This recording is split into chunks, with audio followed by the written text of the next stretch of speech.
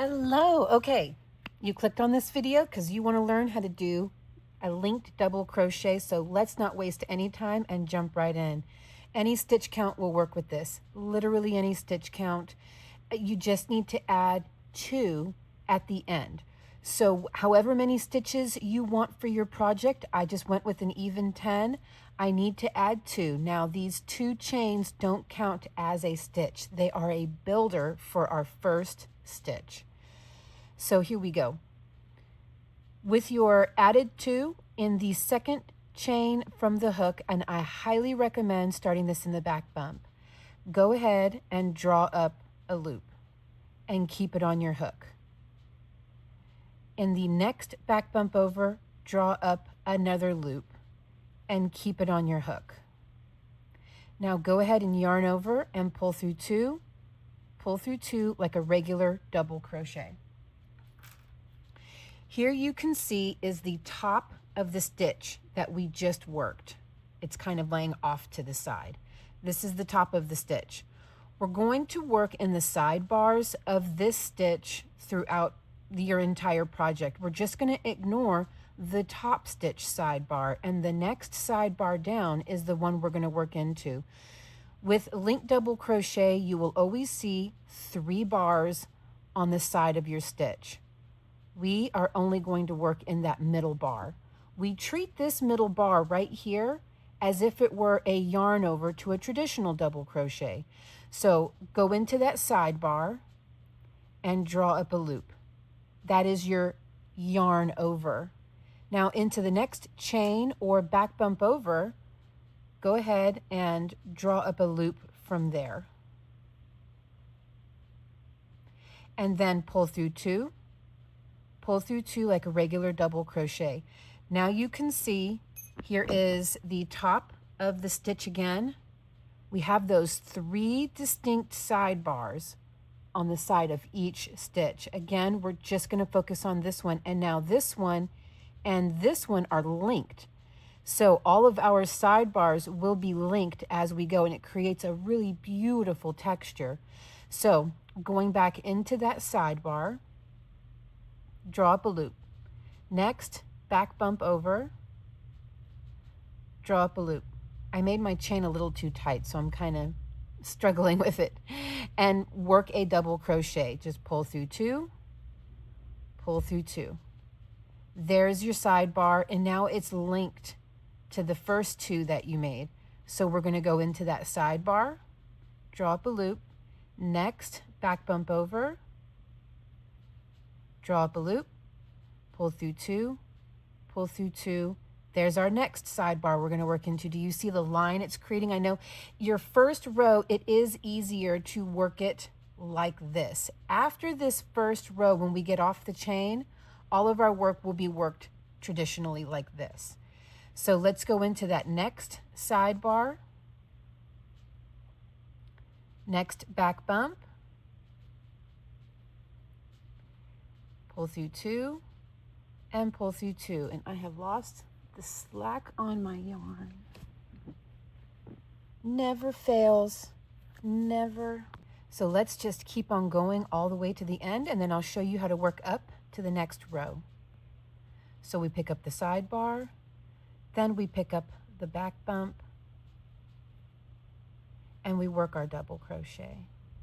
Now I'll be quiet and let you just observe these last few stitches, because some people work better whenever they just see and are not told. They work better in silence.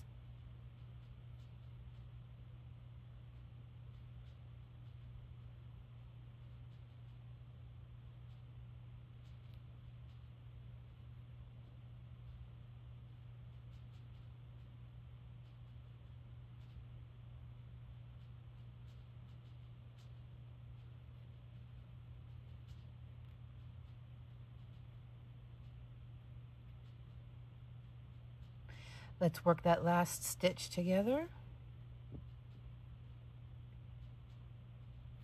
Now, at the beginning of each row, you will chain 2 and then turn. And we will be working in the front loop of the first chain. not into the back loop, because that will twist your chain and give you an ugly lumpy edge. You have to work through the front loop. We're going to come around and punch through the back of that front loop, just like this. It's a little awkward, and then you get completely used to it. So come around, punch through the back of that front loop.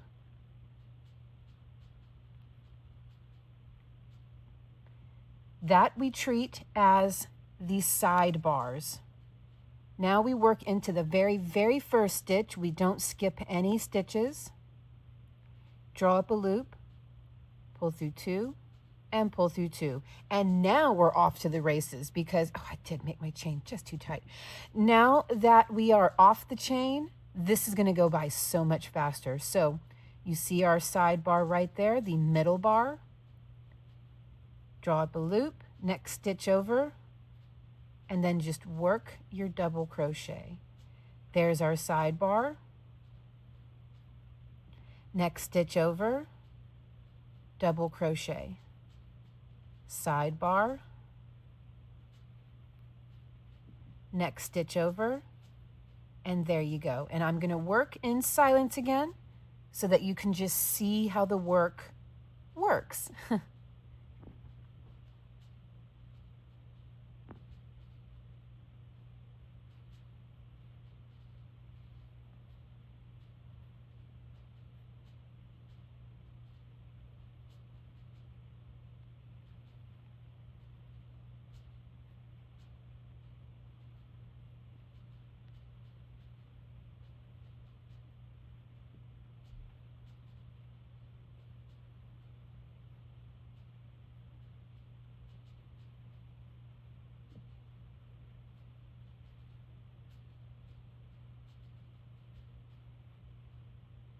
Last stitch, chain 2, and turn. Here is chain 1, chain 2. We're going to work down here on chain 1 through the back of that front loop.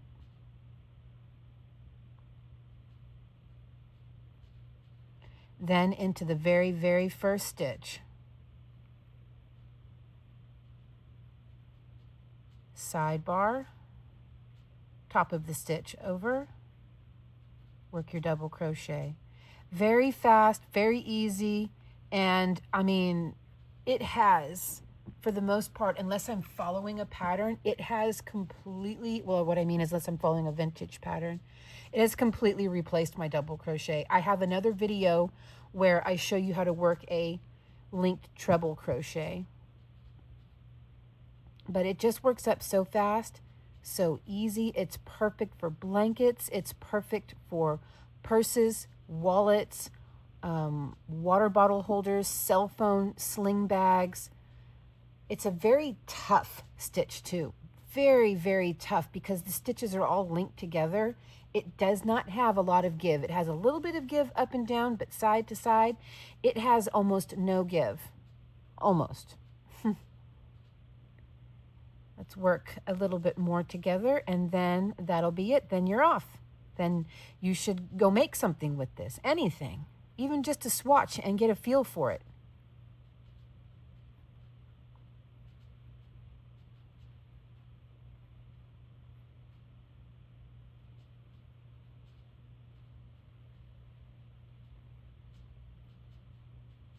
And for anyone wondering who is typing away in the background, it's my air conditioner. There is some kind of loose piece of metal into the my central AC duct, and it flips and flaps around whenever the machine is running. And I live in Arizona, so the machine is almost always running. I do get a lot of comments about who is typing a novel in the background. Well, that would be Alice the air conditioner. So you can see how quick, once you get the hang of the stitch, just how quick it goes.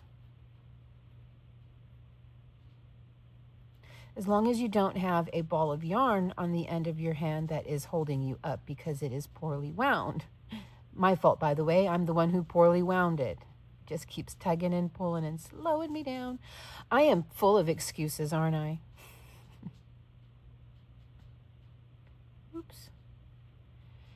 So that is the linked double crochet. Thank you so much for watching, and if you like the video, please hit like. It means a lot to me. It's sort of like a digital thank you. If you want to see more videos like this, or even more importantly, if you are into antique and vintage crochet, then you have got to check out all the videos on my channel. We do mystery patterns where we pluck a number out of a bowl and we make whatever the words are in the pattern. We have no title. We have no idea what we're making until we're done making it. And most of those patterns come from the 1800s and throughout the early to mid-century 1900s. We have no context whatsoever to go on, no pictures, no titles. Anything inside the pattern that can possibly give it away has been blacked out, like hat, cap, blanket, booties, whatever. It's really fun and really neat. So check out my mystery pattern playlist. And of course, I have a world of videos, all vintage and antique items you can make that are not mysteries. Okay, guys, I love you lots, and I'll see you in the next video. Bye.